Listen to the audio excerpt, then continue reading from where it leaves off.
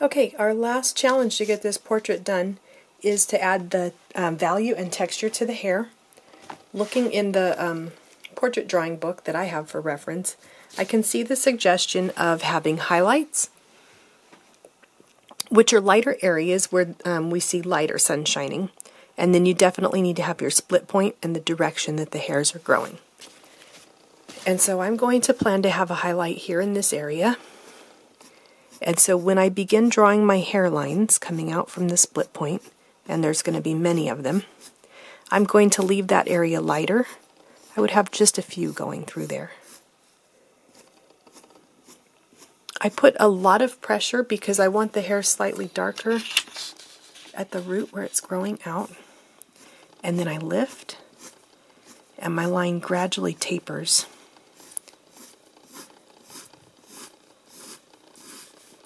This is where you'd have a little fun with it if you were going to create curly or wavy hair.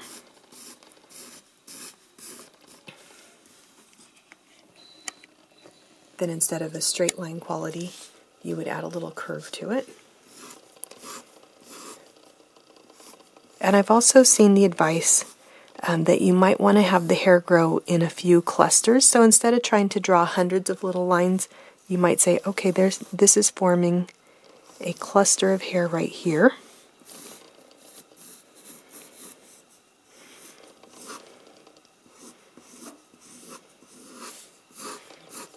And so think of that as one section or area of hair.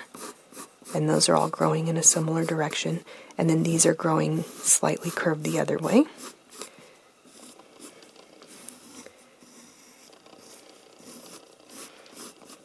And so you're going to continue with a lot of patience. Oops, and I lost my highlight area. I can always erase using a directional line. Okay, following that direction that the hair grows. And I can always smudge in a little overall value if those lines are looking too harsh. Okay, so I would continue this with the other side of the hair. And this time I'm going to have a section here that tucks back behind the ear. So these hairs are all going to grow in a similar direction.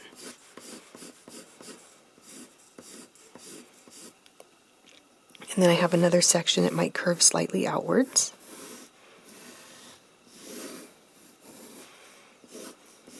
And those are going to be longer.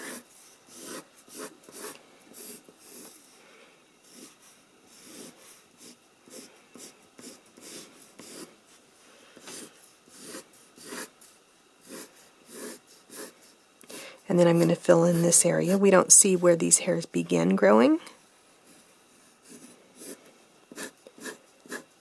And I'm going to imagine that they go behind the shoulder.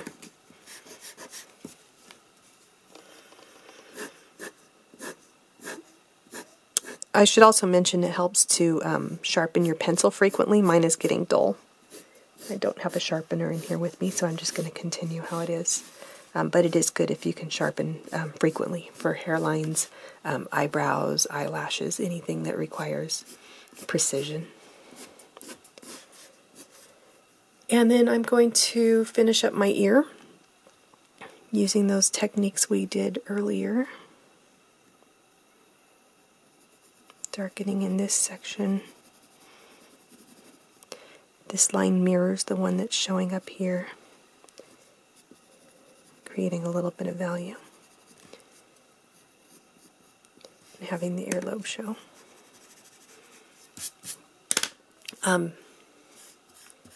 Getting overall hair tone to show how light or dark the hair is.